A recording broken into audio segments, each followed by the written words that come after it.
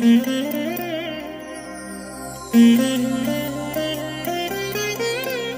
దినం పరము నుండి దిగివచ్చు మాట.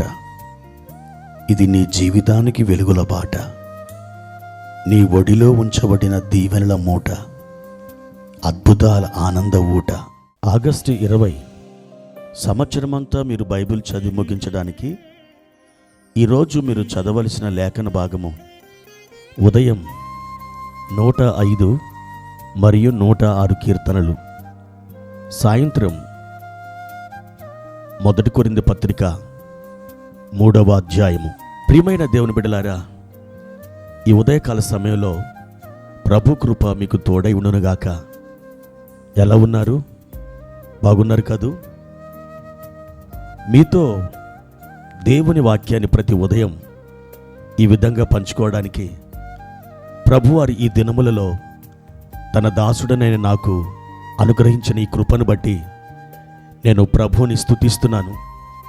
ఎంతోమంది బిడ్డలు ఈ ఉదయకాలపు కొన్ని నిమిషాల నిడివి కలిగిన ఈ ధ్యానము ద్వారా ఎంతో బలపరచబడుతున్నామని సాక్ష్యాలు చెబుతున్నారు. ప్రభువారు వారిని అందరినీ దీవించునుగాక. మీకు కృపాక్షేమములు ఆయన తోడుగా ఉంచి సమృద్ధి గల చోటికి ఆయన మిమ్మల్ని తోడుకొని వెళ్ళబోతున్నారు. ప్రియా దేవుని బిడ్డలారా, ఈరోజు పరిశుద్ధాత్మ దేవుడు మనకిచ్చిన వాక్య భాగాన్ని చదువుకుందాం. రోమీయులకు రాసిన పత్రిక 2వ అధ్యాయము 29వ వచనం. అయితే అంతరంగమందు యూదుడైన వాడే యూదుడు, మరియు సున్నతి హృదయ సంబంధమైనదై ఆత్మయందు జరుగునదే గాని అక్షరము వలన కలుగునది కాదు. అట్టివానికి మెప్పు మనుషుల వలన కలగదు, దేవుని వలననే కలుగును. ప్రియమైన దేవుని బిడ్డలారా, పౌలు గారు అద్భుతంగా ఈ రోమపత్రిక రాస్తూ ఒక అద్భుతమైన చర్చను కొనసాగిస్తున్నాడు. ధర్మశాస్త్రాన్ని చర్చిస్తున్నాడు. నీతిమంతులుగా ఎలా మారగలమో ఆయన చర్చిస్తున్నాడు. అనేక అంశములను లేవనెత్తి ఆనాడు ప్రజలు ఎదుర్కొంటున్న ప్రతి సమస్యకు పరిష్కారాన్ని పరిశుద్ధాత్మ ద్వారా ఇవ్వడం ఈ పత్రికలో మనం చూడవచ్చు. అయితే యూదులు సున్నతి సంస్కారం చేయించుకుంటారు. ఆ సున్నతిని బట్టి వాళ్ళు అతిశయపడతారు. మేము దేవుని పిల్లలం, మాకంటే ఎవరు గొప్పవారు కాదు, మేము సున్నతి నిబంధన గల జనులము, మేము మూలపురుషుడైన అబ్రహాం యొక్క సంతానం అనే ఒక అహం ఆ యూదులకి ఉంటుంది. అయితే పౌలు గారు దాన్ని ఖండిస్తూ భౌతికంగా చేసుకున్న సున్నతి కాదు, అంతరంగమందు చేయబడిన సున్నతే అది నిజమైన సున్నతి అంటూ అద్భుతమైన తర్కముతో ఆయన మాట్లాడుతున్నాడు. ప్రియమైన దేవుని బిడ్డలారా, సున్నతి అంటే శరీరంలో కొంత భాగాన్ని కత్తిరించడం. మరి హృదయ సంబంధమైన సున్నతి అంటే హృదయములో ఉన్న పాపాన్ని కత్తిరించి వేయడం, శరీరాశలను కత్తిరించి వేయడం, లోకాశలను వేరు చేయడం. అది ఆత్మ సంబంధమైన సున్నతి. ఒక గొప్ప సీనియర్ పాస్టర్ గారు బ్రాయన్ జే బెయిలీ అనే దైవజనుడు ఒక సాక్ష్యం చెప్పారు.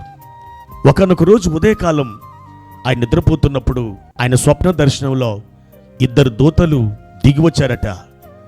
ఆ 2 చేతుల్లో 2 ఖడ్గములున్నాయి. ఒక దూత చేతిలో ఉన్నటువంటి ఆ ఖడ్గం మీద సున్నతి అని రాయబడిందట. 2వ దూత చేతిలో ఉన్న ఖడ్గంలో ప్రతిదండన అనే మాట రాయబడిందట. ఆ 2 మాటలు ఆ ఖడ్గముల మీద రాయబడి ఉండడం ఈ దైవజనుడు తన స్వప్నములో చూడగలిగాడు.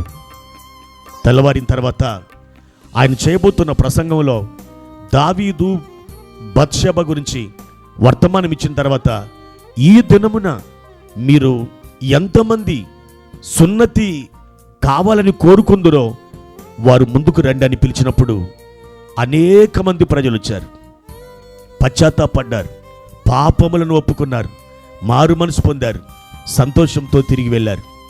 అయితే ఆ దైవజనుడు చెప్పిన ఆ దర్శనాన్ని విన్నటువంటి కొద్దిమంది మనుషులు మాత్రం ఇదంతా వట్టి మోసం, అబద్ధం అనుకొని వారు అలవోకగా ప్రసంగాన్ని విని వెళ్ళిపోయారు. అయితే ఆ కొద్ది మందిలో భయంకరమైనటువంటి ప్రతిదండన మొదలైంది. ఒక పేరు మోసిన ఉద్యోగస్తుడు ఆయన వెళుతూ ఉండగానే ఏ కారణం లేకుండానే ఆయన బండి మీద నుండి పడిపోయి చనిపోయాడట. మరొక వ్యక్తి పాము కాటుతో చనిపోయాడట.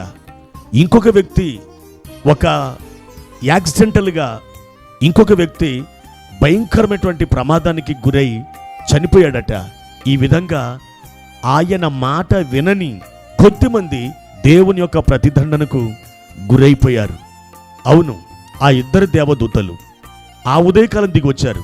ఒక దూత చేతిలో సున్నతి అనే ఖడ్గం, ఒక దూత చేతిలో ప్రతిదండన అనే ఖడ్గం. ఎవరైతే దేవుని వాక్యానికి లోబడి వారు ఆత్మ సంబంధమైన సున్నతి పొందారో ప్రతిదండన అనే తీర్పు వారికి తప్పించబడింది. ఎవరైతే ఆ ప్రతిదండన అనే దానిని నిర్లక్ష్యం చేసి హృదయములలో సున్నతి జరగకుండా వారు ఉండిపోయారో వారు ప్రమాదాలకి గురైపోయారు. ప్రియ దేవుని బిడ్డలారా, మీ జీవితంలో ఉన్నటువంటి ప్రతి రహస్య పాపాన్ని ఈ రోజున కత్తిరించి వేయండి. అనగా సున్నతి చేయించండి, సున్నతి మీ హృదయంలో జరగనివ్వండి. అప్పుడు ప్రతిదండన మీరు తప్పించుకుంటారు.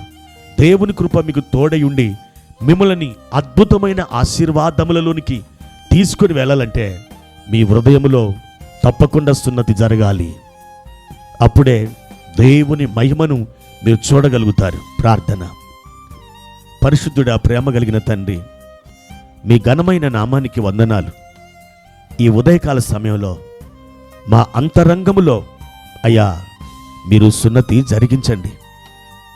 పాపము నుండి, శరీర ఇచ్చల నుండి, శరీర కార్యముల నుండి, మోహముల నుండి, కామము నుండి ప్రభువా మమ్మల్ని వేరు చేయండి. మాలో నుండి దాన్ని నరికివేయండి. ప్రభు, మీరు ఆశించినటువంటి ఆ పరిశుద్ధ ప్రమాణపు స్థాయికి మమ్మల్ని తోడుకొని వెళ్ళండి. మీరు ఘనత, మహిమా, ప్రభావాలు పొందుకొనమని, మీ ఆశీర్వాదాలతో నింపి బలపరచుమని యేసు నామములో అడిగి వేడుకుంటున్నాము తండ్రి. ఆమెన్.